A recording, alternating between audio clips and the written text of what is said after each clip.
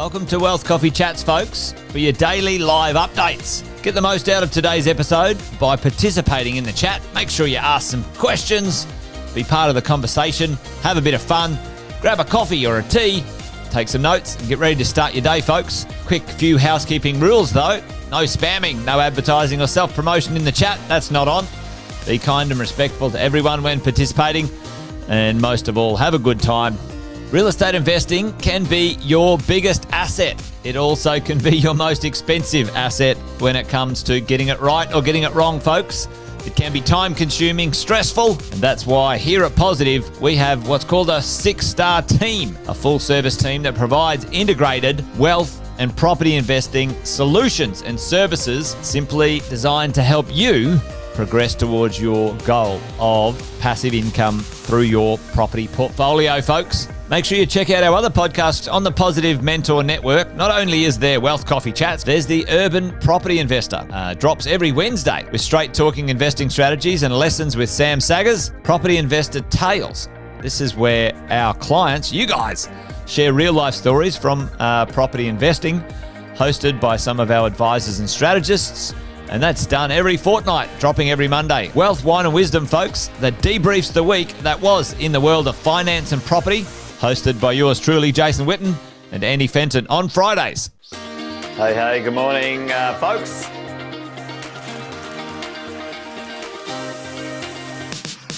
Good morning, everybody. Welcome to another Wealth Coffee Chat. Hope you're well, folks, wherever you are. There it is, team. Morning. Morning, wherever you're tuning in from today. Early bird gets the worm, they say. Here at Positive, we offer a 6-star team. It's a team that help you at every stage of your wealth creation journey.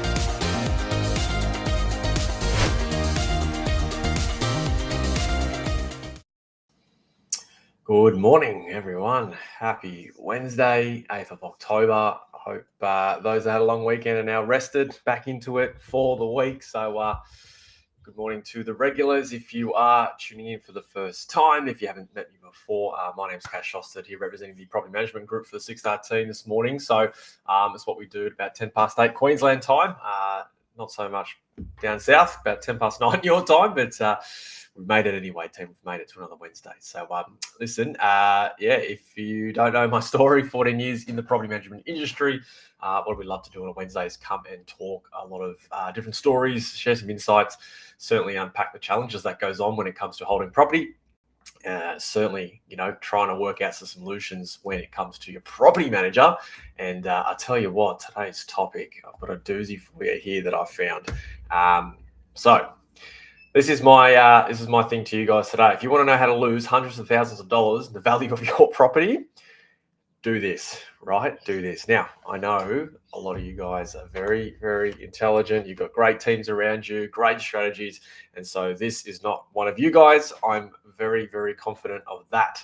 However, across Australia, there are a number of landlords who don't have quite the team around them, quite the strategies. And certainly when it comes to property management, they get themselves in a bit of a situation time and time again. If there's one thing I've learned over 14 years, you can talk to your blue in the face, but people keep doing this. So I want to read something out to you guys, share some comments, and I'm going to show you exactly what not to do if you want to hold your property value and certainly grow it into the future when it comes to all things tenancy related. And at some point, you might get to that stage where you are needing to sell strategically. So how to avoid this situation? I'm going to first read it out to you. So basically goes along the lines for a particular landlord. Now, I don't have property addresses. I'm not going to use names, but here's the situation.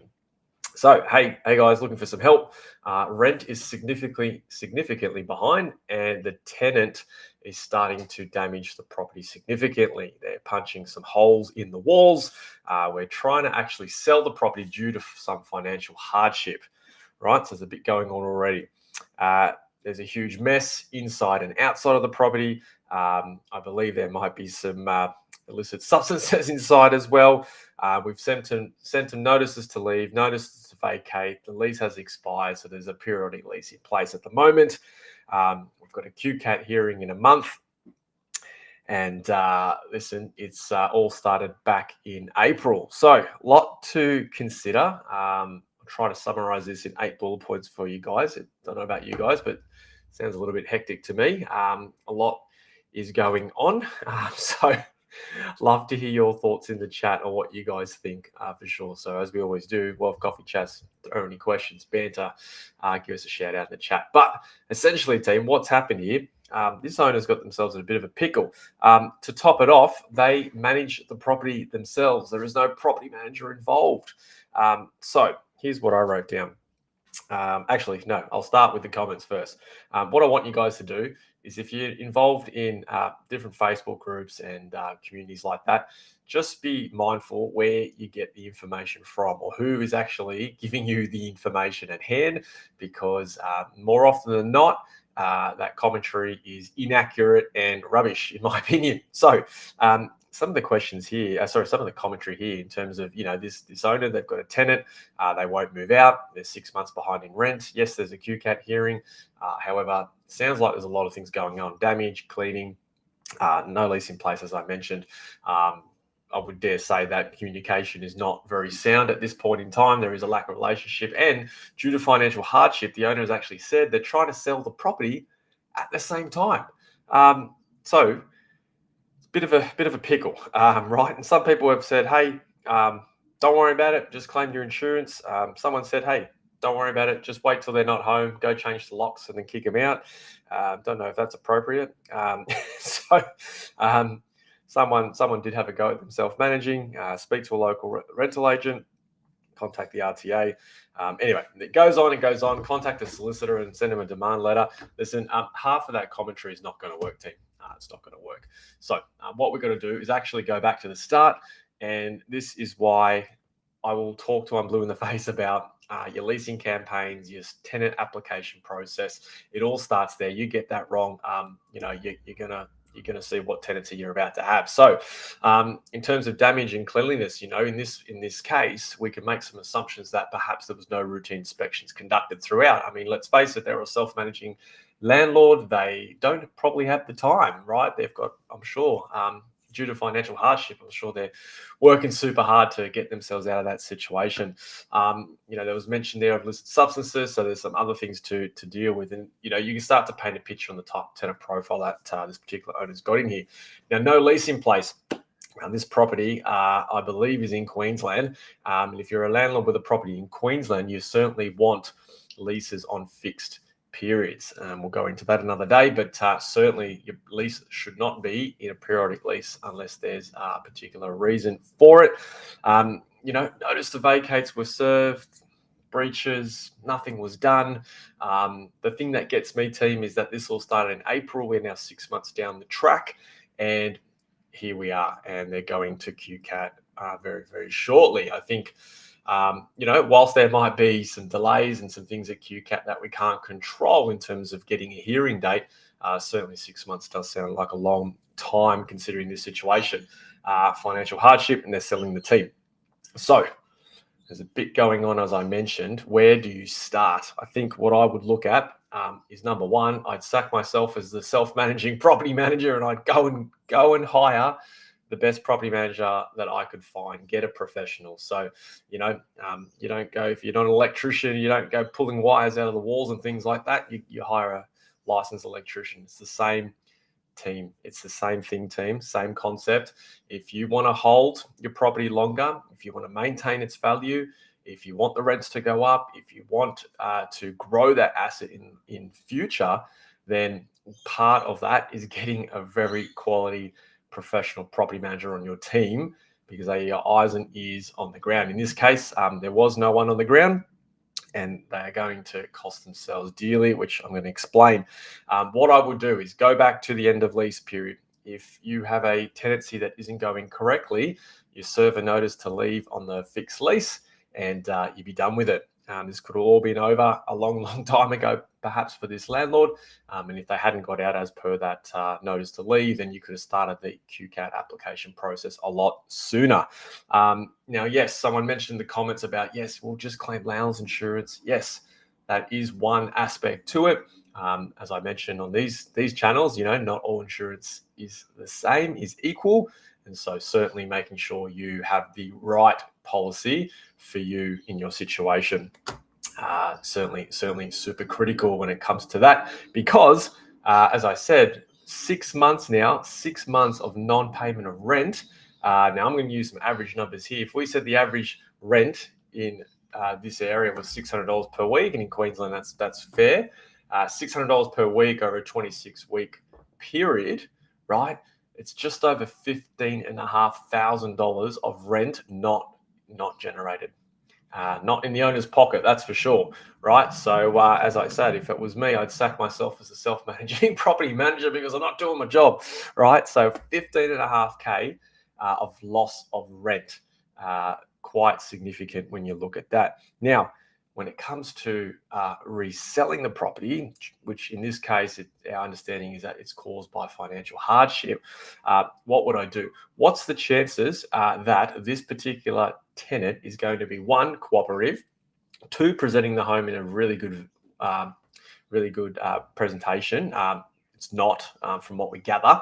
There's cleanliness issues, there's damage, it's ongoing. I would dare say that this tenant is actually scaring buyers away. Buyers are not feeling safe. They're not feeling comfortable to walk through the home. And so if they're not comfortable, then, why on earth would they not, why on earth would they want to buy the property, right? Exactly. So Jeff's on. G'day, Jeff. Hope you're well.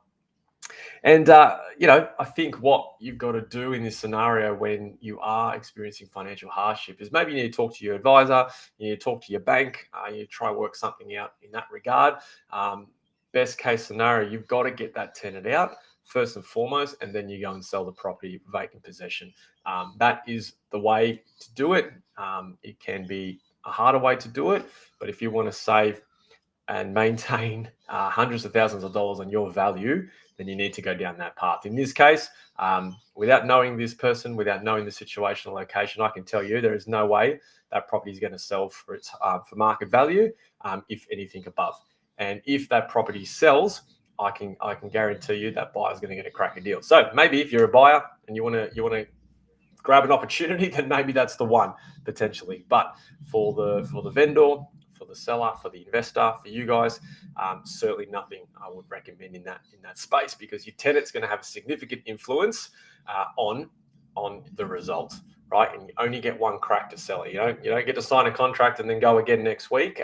Once it's done, team. So super important. So if you don't want to lose hundreds of thousands of dollars in property value, you need to do these few things that we've talked about today. One, sack yourself as a self-managing property manager and go find the best professional you can find in that location. Number two, you do need to get the right landlord's insurance to protect you and your asset first and foremost. You need to make sure that you have a strategy and a team around you, an advisor, accountant, financial planner, these sorts of team that you see in Wealth Coffee Chats in and around you to help guide you through these situations, around buffers and offset accounts and things like that. So when things and if and when challenges do present, you're best positioned to handle that. So, I'm not saying it's all on your property manager. I'm saying get a bit of a team around you in that space. So, unfortunately, for this particular investor, they're going to learn the hard way. But for the rest of us, it's some insight into what not to do. And I think if you, number one, get that right property manager, you put some things in place, you're not going to find yourself in this position in the first place. So let's not cut corners, team. Let's do it correctly. And I will guarantee you guys you'll hold and keep your wealth and grow it into the future. So that's it for Wealth Coffee Chats. Bit of a rant this morning. Love finding a story or two like that. But as always, team, if you've got any topics for me, questions, thoughts, love to hear from you guys. Email below.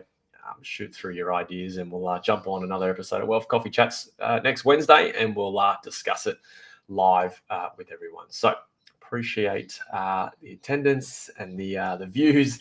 Happy Wednesday, 8th of October. I will sign out. And don't forget, tomorrow, 8:10 or 9:10 local time, depending on where you are, New South Wales, Queensland, Victorian time, I should say. then the financial planning team will be on. So don't forget to tune in tomorrow for another episode of Coffee Chats. In the meantime, bye for now. Thanks for watching another episode of Wealth Coffee Chat, folks. Make sure you like, subscribe, and turn on your notifications so you never miss a thing when we go live. Improve your portfolio and investing game, folks, with Wealth Coffee Chats live every morning at 8:10 each weekday. Make sure you join us. Previous episodes are also available wherever you get your podcasts, folks, as well as our other podcasts from the 6-Star team here at positivementor.com.au.